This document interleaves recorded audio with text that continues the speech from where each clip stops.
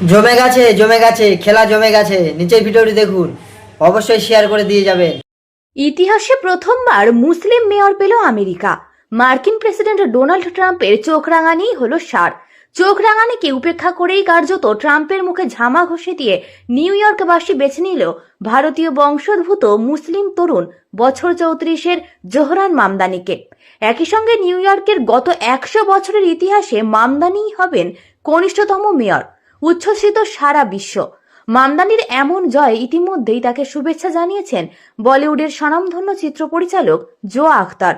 জোয়ার ওই পোস্টে লেখা, শুভেচ্ছা, জোহরান মামদানি নিউ ইয়র্কের মেয়র হিসেবে নির্বাচিত হয়েছেন মাত্র 34 বছর বয়সে। যুগ যুগ ধরে যে শহরের রাজনীতিতে অভিবাসী এবং মুসলিমদের অংশগ্রহণ ছিল চ্যালেঞ্জের, সেই নিউ ইয়র্ক সিটিতে ঘটল এক অভাবনীয় ঘটনা। মার্কিন প্রেসিডেন্ট ডোনাল্ড ট্রাম্পের সকল বিদ্বেষ ও হুমকি ব্যর্থ করে নিউ ইয়র্কবাসী বেছে নিলেন এক মুসলিম নেতাকে। জাতি ধর্মের ঊর্ধ্বে উঠে নিউ ইয়র্কবাসী যে এই তরুণকে বেছে নিলেন, এই ঘটনা বিশ্বজুড়ে বহুত্ববাদ ও সহনশীলতার বার্তাকে আরো শক্তিশালী করল বলেই মনে করছেন বিশ্লেষক মহল। স্বনামধন্য পরিচালক মীরা নায়ারের পুত্র ডেমোক্রেট নেতা সেই তরুণ তুর্কি, যিনি ট্রাম্পের দুঃস্বপ্ন, জোহরান মামদানি বিপুল ভোটে জয়ী হলেন। আমেরিকার নিউ ইয়র্ক সিটির প্রথম মুসলিম মেয়র হচ্ছেন ভারতীয় বংশোদ্ভূত জোহরান মামদানি। মামদানির এই জয় শুধু এক নির্বাচনী জয় নয়, এটি আমেরিকায় বিদ্বেষী রাজনীতির বিরুদ্ধে এক স্পষ্ট, জোরালো এবং সাহসী বার্তাও বটে। নিউ ইয়র্ক সিটির ইতিহাসে প্রথম মুসলিম মেয়র হিসেবে শপথ নিতে চলেছেন তিনি। তার মা হলেন বিখ্যাত ভারতীয় চলচ্চিত্র পরিচালক মীরা নায়ার। ফলে এই জয় দক্ষিণ এশীয় অভিবাসী সমাজের জন্য এক বিরাট অর্জন।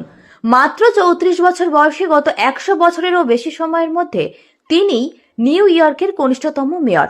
অন্যদিকে নিউ ইয়র্কের এই নির্বাচন যেন সরাসরি রিপাবলিকান শিবির এবং প্রেসিডেন্ট ডোনাল্ড ট্রাম্পের মুখে এক বিশাল চুনকালি মাখিয়ে দিল।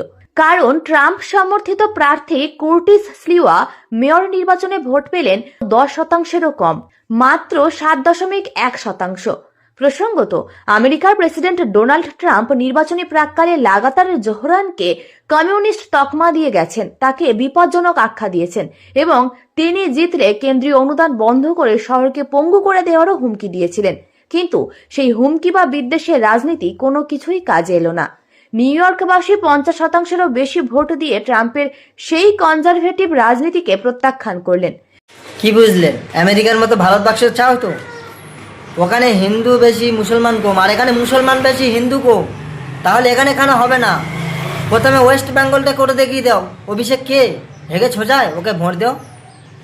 বললে মুখ খুললে তখন অনেক কিছু হয়ে যায়।